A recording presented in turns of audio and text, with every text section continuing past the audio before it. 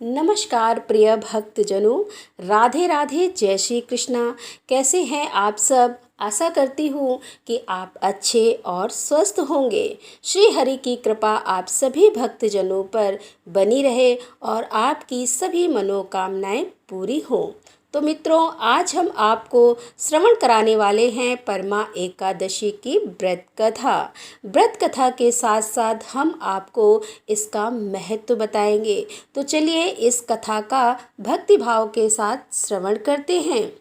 अर्जुन ने कहा कि हे कमल नयन, आपने शुक्ल पक्ष की एकादशी का विस्तार पूर्वक वर्णन कर मुझे सुनाया, अतः आप कृपा करके मुझे अधिक मास के कृष्ण पक्ष की एकादशी का क्या नाम है, इसमें किस देवता का पूजन किया जाता है तथा इसके व्रत से किस फल की प्राप्ति होती है तथा उसकी विधि क्या है, इन सब बारे में बताइए। श्री भगवान जी बोले कि हे अर्जुन, अधिक मास के कृष्ण पक्ष में जो एकादशी आती है वह परमा एकादशी कहलाती है।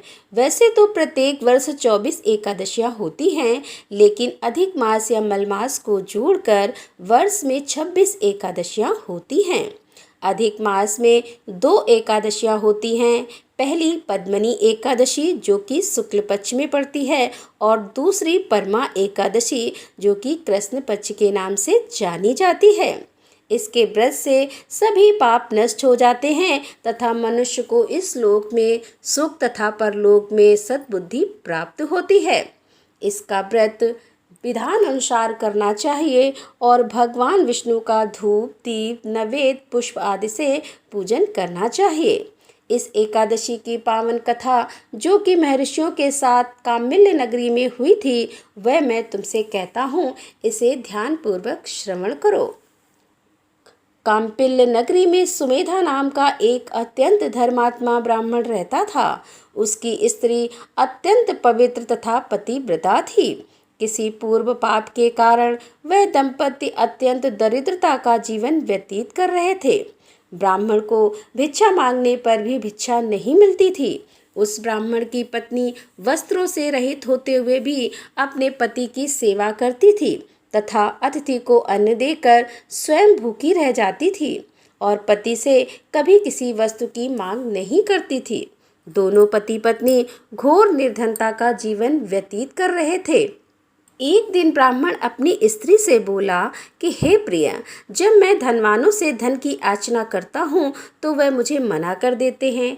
गृहस्थी धन के बिना नहीं चलती, इसीलिए यदि तुम्हारी सहमति हो तो मैं परदेश जाकर कुछ काम करूँ, क्योंकि विद्वानों ने कर्म की प्रशंसा की है। ब्राह्मण की पत्नी ने विनीत भाव से कहा कि हे स्वामी, मैं आपकी दासी हूँ। पति अच्छा और बुरा जो भी कहे, पत्नी को वही करना चाहिए। मनुष्य को पूर्व जन्म में किए कर्मों का फल मिलता है। हे सुमेरु पर्वत पर रहते हुए भी मनुष्य को बिना भाग्य के स्वर्ण नहीं मिलता। पूर्व जन्म में जो मनुष्य विद्या और भूमि दान करते हैं, उन्हें अगले जन्म में विद्या और भूमि की प्राप्ति होती है। हे ईश्वर ने भाग्य में जो कुछ लिखा है उसे टाला नहीं जा सकता। यदि कोई मनुष्य दान नहीं करता तो प्रभु उसे केवल अन्न ही देते हैं। इसीलिए आपको इसी स्थान पर रहना चाहिए, क्योंकि मैं आपका बिछोह नहीं सह सकती। पति बिना स्त्री की माता पिता, भाई, ससुर तथा संबंधी आदि सभी निंदा करते हैं। इसीलिए हे स्वामी, आप कृपा कर आप कहीं ना जाएं। जो भाग्य में होगा वह यहीं प्राप्त हो जाएगा। स्त्री की सलाह मानकर ब्राह्मण परदेश नहीं गया।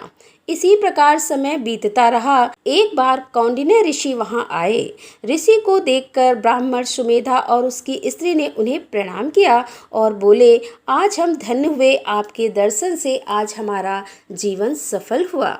ऋषि को उन्होंने आसन तथा भोजन दिया। भोजन देने के बाद पतिव्रता ब्राह्मणी ने कहा कि हे ऋषिवर, कृपा कर आप मुझे दरिद्रता का नाश करने की विधि बतलाइए। मैंने अपने पति को परदेश में जाकर धन कमाने से रोका है। मेरे भाग्य से आप आ गए हैं। मुझे पूर्ण विश्वास है कि अब मेरी दरिद्रता शीघ्र ही नष्ट हो जाएगी। अतः आप हमारी दरिद्रता नष्ट करने के लिए कोई उपाय बताइए। ब्राह्मणी की बात सुनकर कौनिड ऋषि बोले कि हे ब्राह्मणी, मलमास की कृष्ण पक्ष की परमा एकादशी के व्रत से सभी पाप, दुख और दरिद्रता आदि नष्ट हो जाते हैं। जो मनुष्य इस व्रत को करता है वह धनवान हो जाता है। इस व्रत में नृत्य, गायन आदि सहित रात्रि में जागरण करना चाहिए। यह एकादशी धन वैभव देती है तथा पापों का नाश कर उत्तम गति भी प्रदान करने वाली होती है। हे धनाधिपति कुबेर ने भी इस एकादशी व्रत का पालन किया था, जिससे प्रसन्न होकर भगवान भोलेनाथ ने उन्हें धनाध्यक्ष का पद प्रदान किया। इसी व्रत के प्रभाव से सत्यवादी राजा हरिश्चंद्र को पुत्र, स्त्री और राज्य की प्राप्ति हुई। तदुपरांत कौंडिन्य ऋषि ने उन्हें एकादशी के व्रत का समस्त विधान कह सुनाया। ऋषि ने कहा कि हे ब्राह्मणी, पंचरात्रि व्रत इसमें भी ज्यादा उत्तम है। परमा एकादशी के दिन प्रातः काल नित्य कर्म से निर्मित होकर विधान पूर्वक पंचरात्रि व्रत आरंभ करना चाहिए। जो मनुष्य 5 दिन तक निर्जल व्रत करते हैं वे अपने माता पिता और स्त्री सहित स्वर्ग को जाते हैं। जो मनुष्य 5 दिन तक संध्या को भोजन करते हैं वे स्वर्ग को जाते हैं। जो मनुष्य स्नान करके 5 दिन तक ब्राह्मणों को भोजन कराते हैं वे समस्त संसार को भोजन कराने का फल पाते हैं। जो मनुष्य इस व्रत में अश्वदान करते हैं उन्हें 3 लोकों को दान करने का फल मिलता है। जो मनुष्य उत्तम ब्राह्मण को तिल दान करते हैं वे तिल की संख्या के बराबर वर्षों तक विष्णु लोक में वास करते हैं। जो मनुष्य घी का पात्र दान करते हैं वह सूर्य लोक को जाते हैं। और जो मनुष्य 5 दिन तक ब्रह्मचार्य पूर्वक रहते हैं वे देवांगनाओं के साथ स्वर्ग को जाते हैं। हे ब्राह्मणी, तुम अपने पति के साथ इसी व्रत को धारण करो, इससे तुम्हें अवश्य ही सिद्धि और अंत में स्वर्ग की प्राप्ति होगी।